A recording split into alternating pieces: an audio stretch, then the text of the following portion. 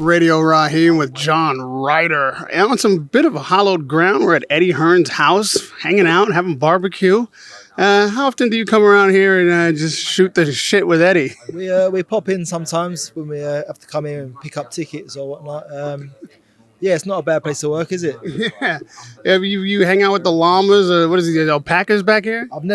Joe, it's the first time I've seen them, but I'll go and have a look. Yeah, I've never really hung out with them before, but I'm sure it's a new attraction. Eddie's putting on this fight on the 30th, and I know as a fighter, it's hard when you're watching other guys get a date and you've got something that you want to do, you've got something on the horizon. Just talk to me about like chasing this next fight.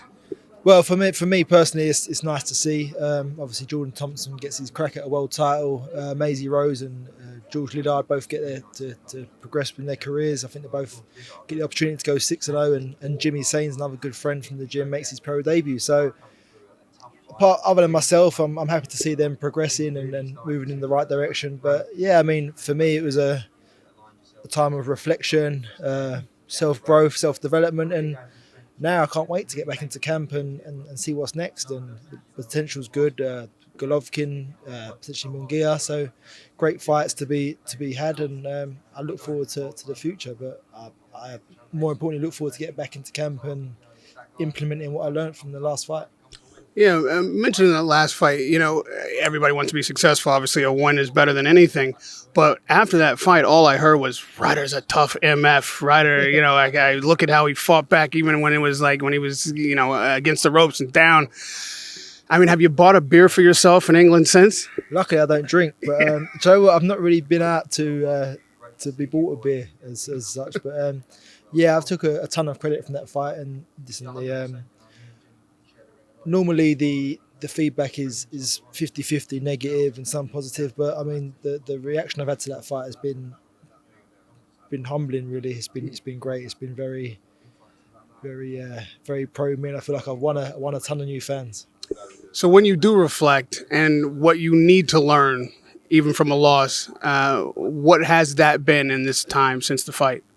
Like I say, a humbling experience. I mean, I wish I'd have had this fight 20 fights ago. From what I've learned from it, I feel like it made me a hell of a better fighter and whatnot. And that's what I say. I look forward to going to the next camp and implementing what I learned from that fight, what Canelo taught me in that ring that night. We know that their trilogy is, boxing legend, Canelo, Triple G.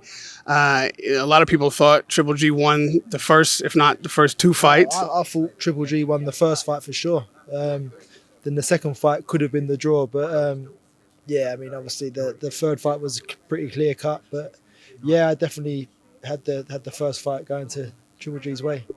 So of the potential opponents you'd like, is Triple G at the top of the list? Yeah, definitely. I mean, obviously Triple G's coming to the end of his career. I know he's talking about having the final farewell in Kazakhstan, and listen, I've got used to being on the road now, so I'd happily go to Kazakhstan and fight him. Listen, I've been a fan of Golovkin since the days when he was fighting in Germany, winning world titles there. So, listen, as a firstly, I'm a fan, first and foremost. But I'll definitely put that aside to go and fight him and look to do a job. You're a big enough fan to just ruin the farewell in his career? Well, listen, it'd be a shame. And I was lucky enough to meet him on the undercard when he fought Jermell. I boxed there.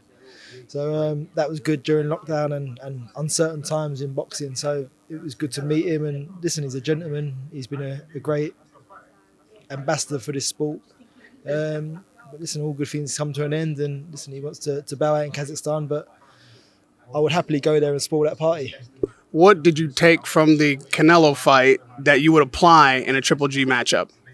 I don't want to give too many secrets away, but I learned a ton just what Canelo does, how he's laying traps early and he's thinking 3 or 4 rounds ahead, and he's putting out these jabs that you think are for slow and he's not got speed, but then he'll mix it up and you'll see that he's a complete fighter. He's looking at what you're doing. He's assessing what your movements are, what shots you throw, and he's got the answers for all of it. Just a Saturday ago, we seen the rematch in Manchester of Conor Benn. I'm sorry, not Conor Benn, but Chris Eubank Jr. and Liam Smith. First of all, what did you make of both performances? The first performance was, I wouldn't say a shock. I mean, obviously Liam Smith believed he was going to do that, and he really upset the apple cart that night. But listen, Chris got his payback 2 weeks ago, but a week ago.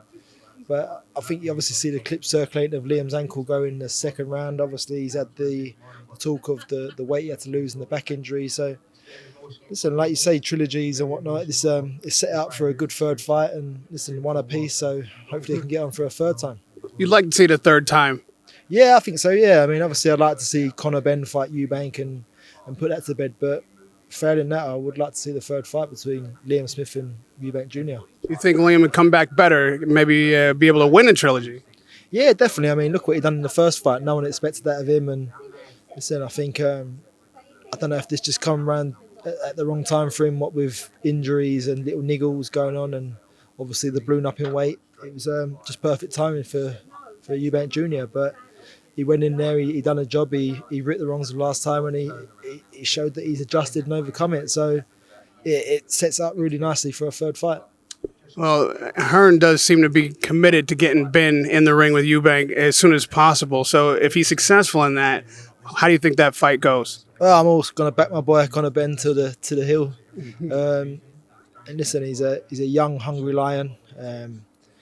Obviously, a year or so of his career wasted through what's been going on, and I think he's come out the other side now and needs to really push on with his career. So hopefully he'll get out soon and finish the year with the Eubank fight.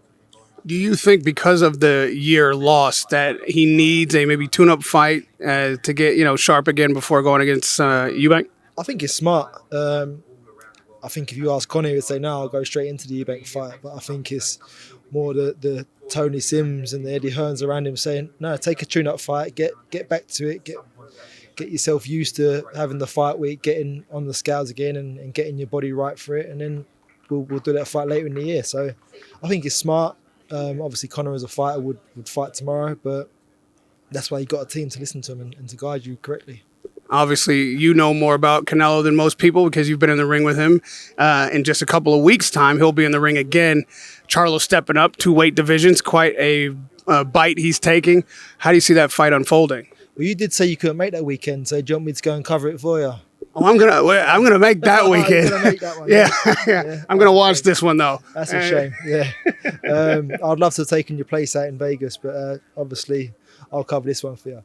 I would not like to take your place in Mexico, by the way. Yeah, I'm so glad that you're in the ring and I'm on the side of it. You're a tough man. That's it. It comes with the job, doesn't it? But yeah, no, I think listen, Charlo is a naturally bigger man, being a 154 fighter. Canelo obviously starting at 147.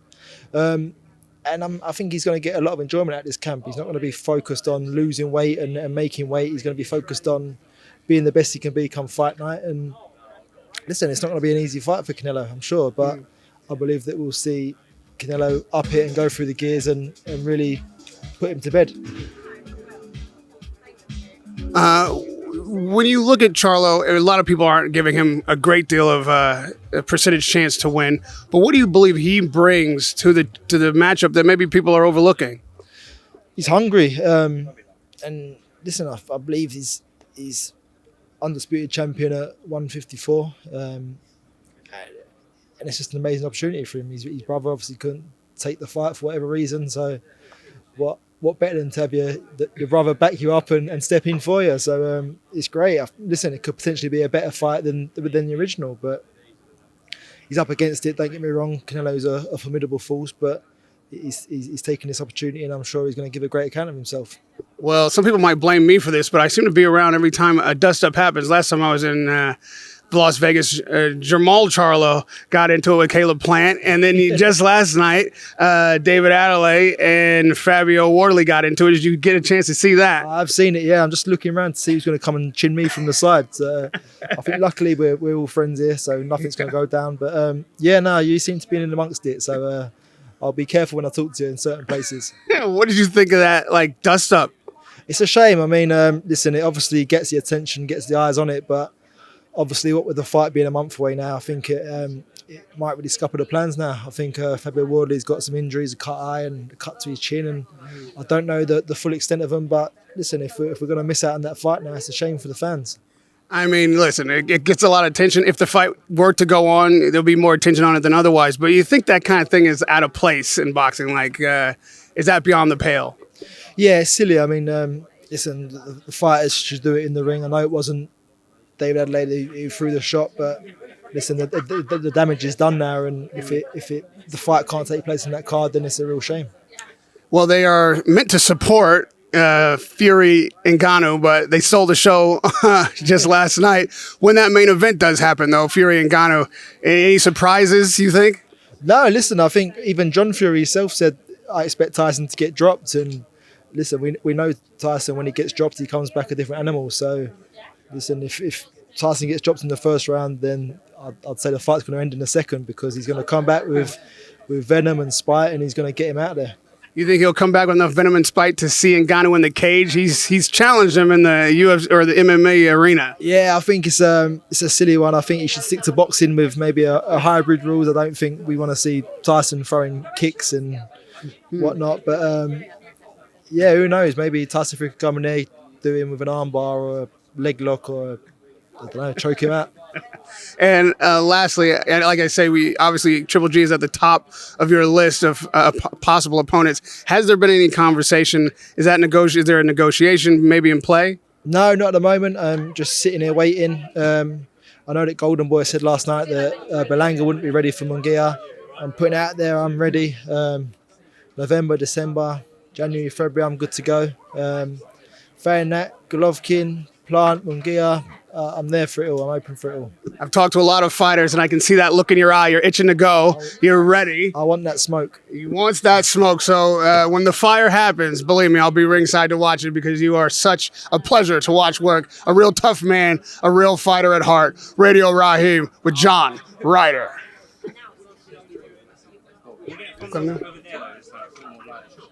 What do you mean, like step out? All right,